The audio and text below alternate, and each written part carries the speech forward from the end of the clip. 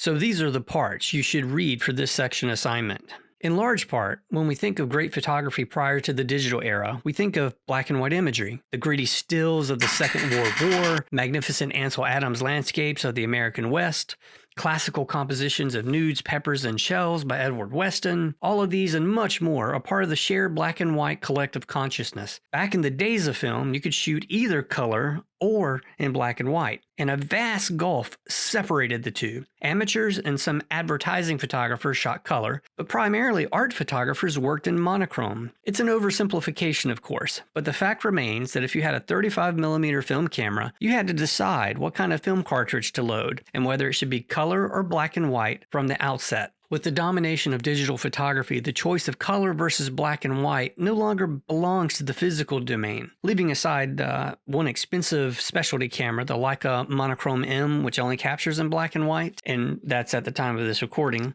as long as you have a camera, whether it's a high-end point-and-shoot, a mirrorless, DSLR, if you have a camera that shoots in RAW, if it captures in RAW, chances are you can set it to capture only in monochrome.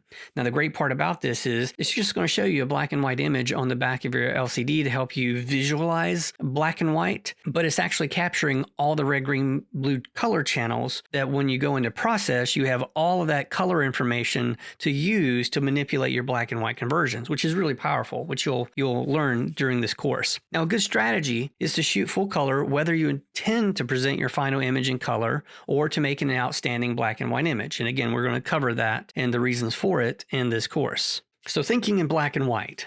If you want to think in black and white, you must learn to view the world as seen through your camera through gradations of gray. A black and white image potentially shows a range from pure white to absolute black. These extremes are not often seen to any great extent in a color photo because pure white represents highlight blowout and absolute black is approximated in impenetrable shadow. Now, except in unusual circumstances, color photos don't usually feature a wide range of grayscale tonal values the way monochromatic imagery does. So let's talk about contrast. Thinking in black and white means thinking in contrast. The building blocks of composition are shape, design, and form. In the case of black and white, this formalism is consistent, and as I've noted, taking this to its limits, the contrast is between white and black with a full range of grays. Being able to identify the quality of contrast in an image and being able to push it in the direction you want is crucial to having creative control over the final look of your images. And that is what this first section and the front half of your first project are all about. Learning how to visualize contrast, because our eyes deceive us. And we're going to cover that in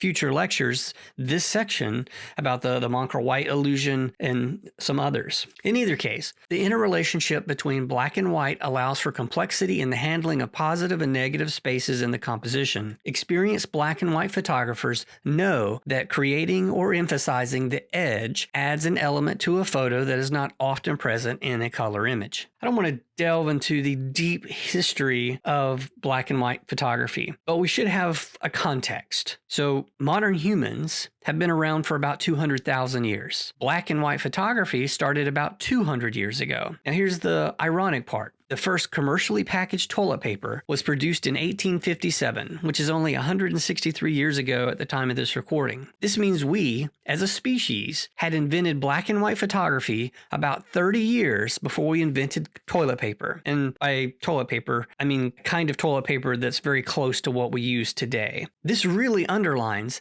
that we have always loved black and white photography as a species. So who started it? A lot of people really and almost simultaneously, but here are two or three that get the most credit in the history books.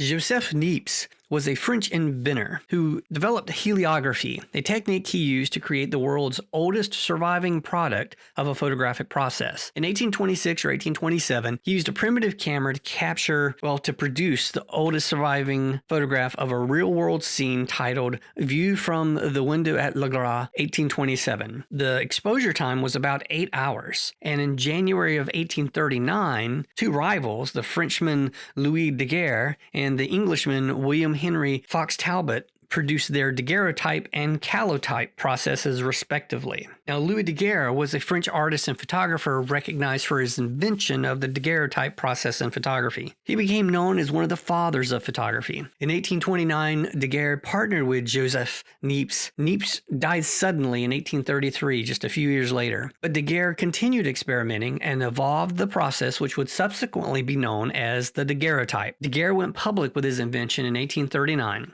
Look at this image, a view of the Boulevard du Temple. Taken by Daguerre in 1838 in Paris, includes the earliest known photograph of a person. The image shows a busy street, but because the exposure had to continue for several minutes, the moving traffic is not visible. But you can see a man, apparently having his boots polished, and the person polishing them. They were motionless long enough for their images to be captured. There is also what appears to be a young girl looking out a window at the camera. So these are the shoulders you are standing on that pioneered the path for you to make the images you're going to make. Now let's get to work. Oh, by the way, for this video, I want you to be connected to the author Harold Davis. I have used some of my own thoughts and words in this video, but some words, the good ones, come directly from, in full or part, from the book Creative Black and White Digital Photography Tips and Techniques, the second edition, that again was written by Harold Davis. Specifically, I used parts from the section titled Past, Present, Future, and Thinking in Black and White and Contrast. So go read those sections and the other ones I listed. They are awesome,